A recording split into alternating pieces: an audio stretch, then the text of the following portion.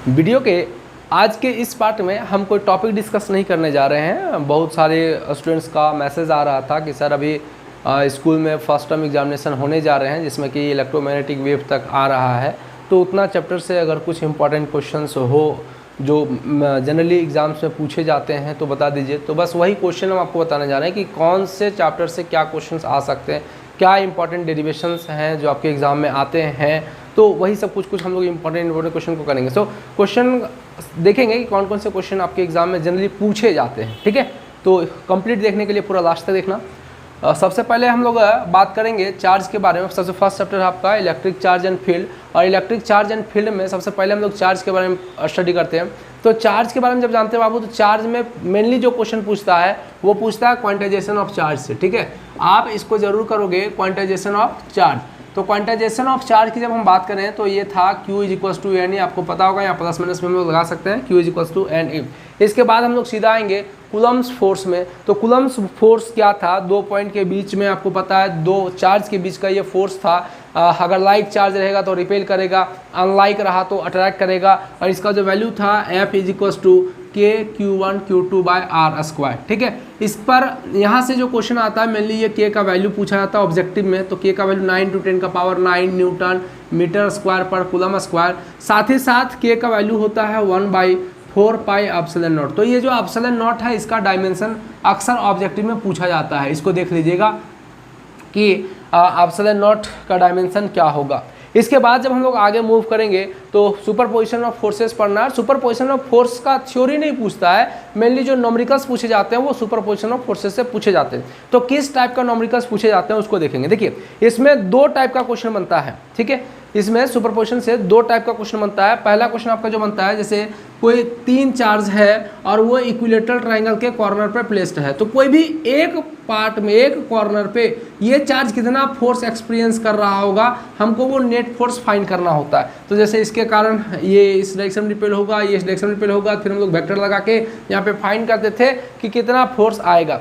दूसरा जो आता है इसी पे कि अगर जो चार्ज है वो स्क्वायर के कॉर्नर पे प्लेस्ड हो, अगर चार्ज जो है वो स्क्वायर के कॉर्नर पे प्लेस्ड हो तो कितना फोर्स एक्सपीरियंस करेगा कोई भी एक चार्ज जो किसी एक कॉर्नर पे सिचुएटेड है। ठीक है, इसके बाद हम लोग अगर आगे मूव करें इसी में, तो एक क्वेश्चन आता था इक्विलिब्रियम से कि जैसे दो चार्जेज हैं, एक Q है एक Q है, थर्ड चार्ज को हम कहाँ पे प्लेस करें कि नेट फोर्स जो होगा वो 0 होगा, है ना, और इसका वैल्यू क्या होगा, इसका नेचर क्या होगा। तो इस टाइप के क्वेश्चन आते थे। इसके बाद हम लोग आगे मूव करेंगे तो आपका टॉपिक है इलेक्ट्रिक फील्ड। तो इलेक्ट्रिक फील्ड की जब हम बात करेंगे तो सबसे पहले इलेक्ट्रिक फील्ड का जनरल पार्ट को हम लोग देखेंगे, है ना। तो इलेक्ट्रिक फील्ड का जनरल पार्ट मतलब इलेक्ट्रिक फील्ड को हम डिफाइन कैसे किए थे, तो E इज टू होता है फोर्स पर यूनिट चार्ज।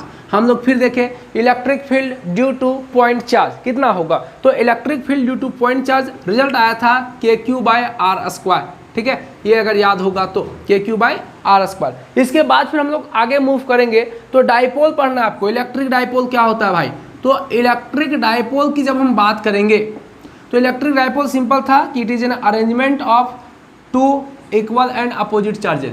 तो डाइपोल जल्दी नहीं पूछता, लेकिन डाइपोल मोमेंट पूछता है कि what is electric dipole moment. तो इलेक्ट्रिक डाइपोल मोमेंट जो है वो सिंपल है, product of charge and separation. हम अगर इसके सेपरेशन को 12 माने तो P इज टू 2QL। यहाँ से एक ऑब्जेक्टिव अक्सर जो पूछता है कि what is the direction of electric dipole moment. तो याद रखिएगा जो डायरेक्शन होता है इलेक्ट्रिक डाइपोल मोमेंट का वो from negative charge to positive charge. ठीक है, इसके बाद हम लोग आगे जब मूव करेंगे तो क्वेश्चंस जनरली जो आते हैं वो आते हैं electric field due to dipole.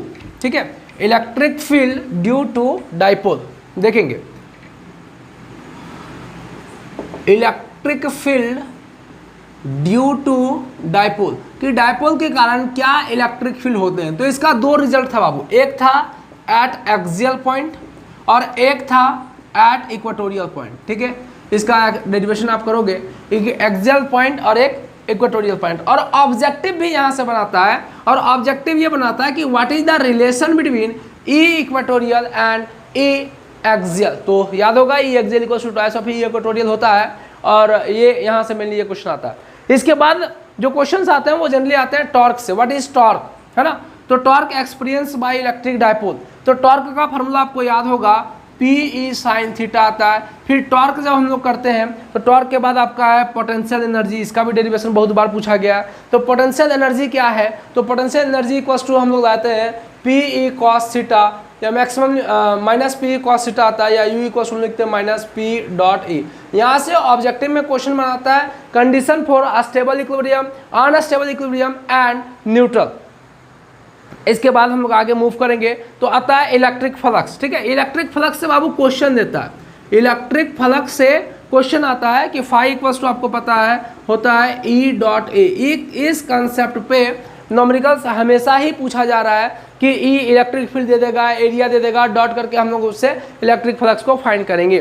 फिर जो मोस्ट इंपॉर्टेंट है एक इस चैप्टर का वो है गॉस थ्योरम। ये डायरेक्टली क्वेश्चन पूछता है state and proof Gauss theorem, state and proof Gauss theorem. इसके बाद गॉस थ्योरम का एप्लीकेशंस को हम लोग देखेंगे।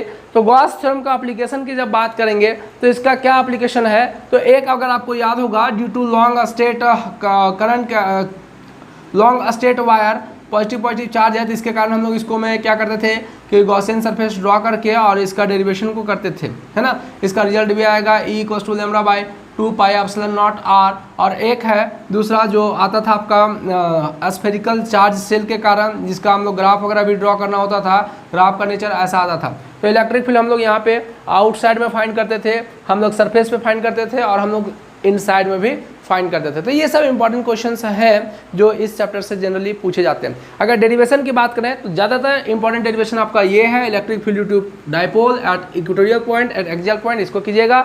एक डेरिवेशन आपका गॉस थ्योरम से ज़्यादा चांसेस है। ठीक है।